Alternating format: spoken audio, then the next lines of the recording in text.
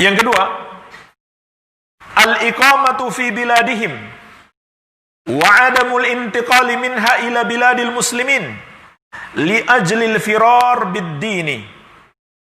Tinggal di negeri mereka dan tidak pindah ke negeri kaum muslimin demi menyelamatkan agama kita. Inilah jemaah sekalian, di antara bentuk wala, sikap loyal kepada orang yang tidak beriman yang dilarang dalam syariat, dan juga toleransi yang kebablasan, yaitu tinggal di negeri mereka, tidak berhijrah ke negeri kaum muslimin. Maka ini dilarang dalam syariat. Di antaranya Allah ingatkan dalam surat An-Nisa ayat 97-98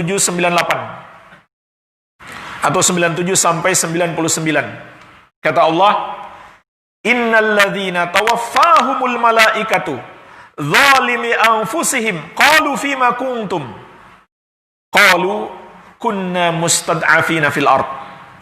Sesungguhnya orang-orang yang diwafatkan oleh para malaikat dalam keadaan menzolimi diri-diri mereka sendiri, maksudnya berbuat dosa, maka malaikat bertanya kepada mereka, kenapa kalian ini?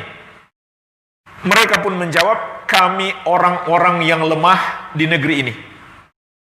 Maksudnya mereka tidak bisa mengamalkan sebagian syariat karena itu negeri kafir.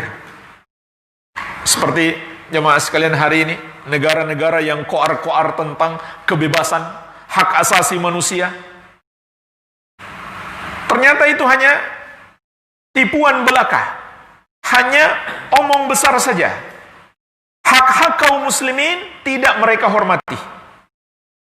Sebagian negara-negara tersebut melarang para wanita menggunakan busana muslimah di tempat-tempat umum. Kalau ada muslimah yang melakukannya nanti didenda, dihukum. Ini negara-negara yang setiap hari koar-koar tentang kebebasan, hak asasi manusia, demokrasi, dan lain-lain. Maka mereka beralasan, kami nggak bisa mengamalkan yang Allah perintahkan karena kami lemah di sini. Mereka yang kuat. Qalu, para malaikat pun berkata, alam takun ardullahi wasi'ah fatuhajiru fiha. Bukankah bumi Allah itu luas, kalian bisa berhijrah kepadanya? Jadi itu bukan alasan. Bumi Allah luas, berhijrahlah. Faulaika ma'wahum jahannamu wa sa'at masira. Maka mereka itulah tempatnya adalah neraka jahannam, dan itulah seburuk-buruknya tempat kembali. Illal mustad'afina minar rijali wan nisa'i wal wildani la yastati'una hilatan wa la yahtaduna sabila. Kecuali orang-orang yang lemah dari kalangan laki-laki, wanita, dan anak-anak yang tidak bisa melakukan strategi untuk bisa keluar dari negeri itu dan tidak menemukan jalan. Mereka nggak sanggup berhijrah. Faulaika asallahu an ya'fu anhum wa kanallahu afuwan ghafura. Maka mereka itulah semoga Allah memaafkan kesalahan mereka, dan Allah Maha Pemaaf, lagi Maha Penyayang, lagi Maha Pengampun. Surat An-Nisa ayat 97 sampai 99. Jemaah sekalian, ayat-ayat ini menunjukkan kewajiban berhijrah. Dan ini berlaku sampai hari kiamat. Nabi SAW menegaskan, la tanqati'ul hijratu hatta tanqati'a taubah, wa la tanqati'u taubatu hatta tatlu asy-syamsu min maghribiha. Kewajiban hijrah tidak akan terputus sampai terputus kewajiban taubat. Dan kewajiban taubat tidak akan terputus sampai terbit matahari dari arah barat. Jadi sampai hari itu hijrah pun wajib bagi kaum muslimin.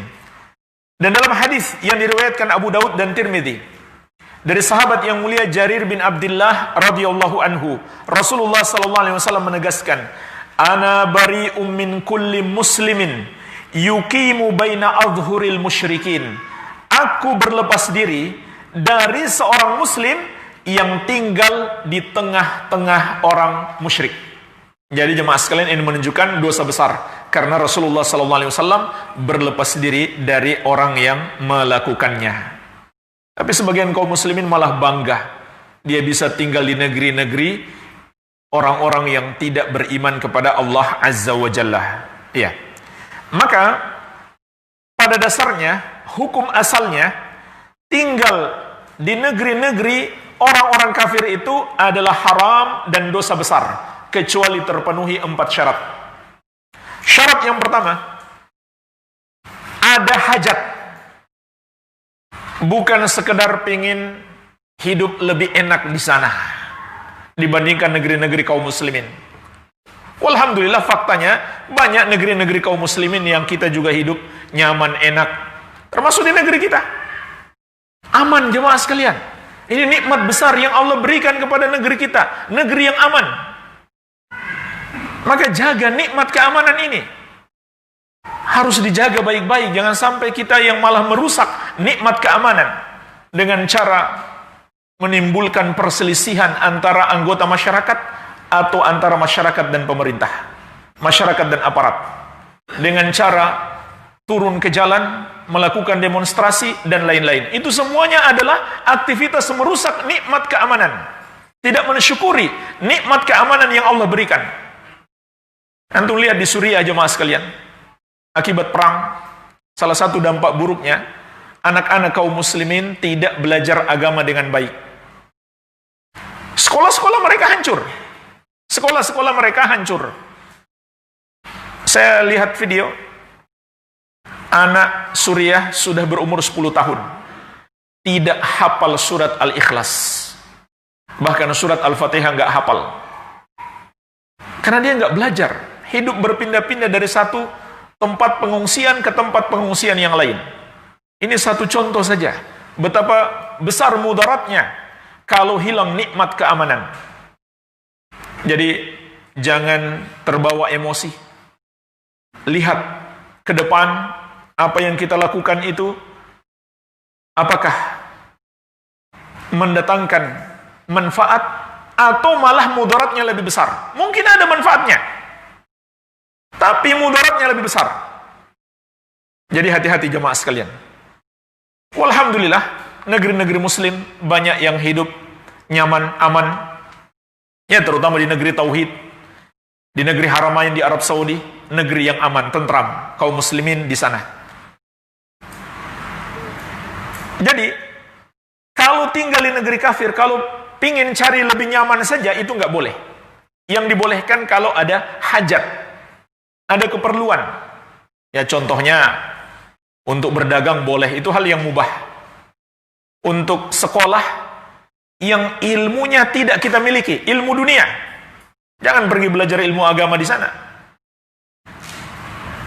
Ilmu dunia yang kita tidak miliki, maka boleh. Atau untuk pengobatan mungkin, yang mereka lebih maju daripada kita, misalkan, maka boleh. Dan ada sebagian hajat yang sampai tingkat fardu kifayah. Contohnya apa? Berdakwah. Berdakwah hukumnya fardu kifayah.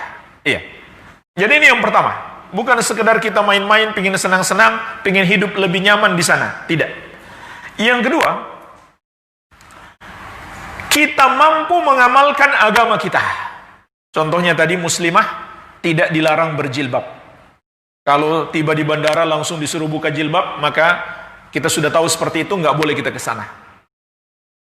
Kemudian syarat yang ketiga, kita punya kedalaman ilmu agama untuk membentengi kita dari hembusan syubhat-syubhat mereka. Nah, mereka negeri yang penuh dengan syubhat. Kemudian yang keempat, kita punya kekuatan iman. Kalau rasa-rasanya iman tipis, maka tidak boleh ke sana. Karena kita tahu bersama, mereka adalah orang-orang yang memperturutkan syahwat. Hubungan antara laki-laki dan wanita di luar nikah itu hal yang biasa. Bahkan mereka anggap aib. Anak SMP, anak SMA yang belum punya pacar dan belum pernah berhubungan dengan pacarnya. Subhanallah, itu yang terjadi di negeri-negeri kafir jamaah sekalian. Mereka anggap itu malah aib, ditertawakan, dianggap anak muda kampungan. Sudah SMP, sudah SMA, belum punya pacar dan belum pernah berhubungan badan dengan pacarnya, naudzubillah. Maka hati-hati. Kalau rasa-rasanya iman tipis, jangan ke sana.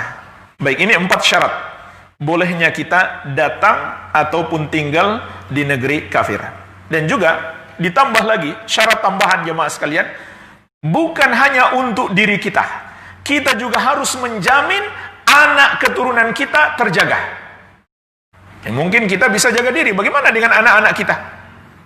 Kalau kenyataannya mereka bisa terpengaruh dengan lingkungan, baik lingkungan tempat tinggal atau lingkungan sekolah, maka tentu kita tidak boleh tinggal di sana. Harus bawa mereka berhijrah ke negeri kaum muslimin. Iya. Jadi ini yang harus dipahami dengan baik jemaah sekalian. Ini fakta. Saya pernah ditanyakan seorang ibu-ibu. Suaminya orang Amerika.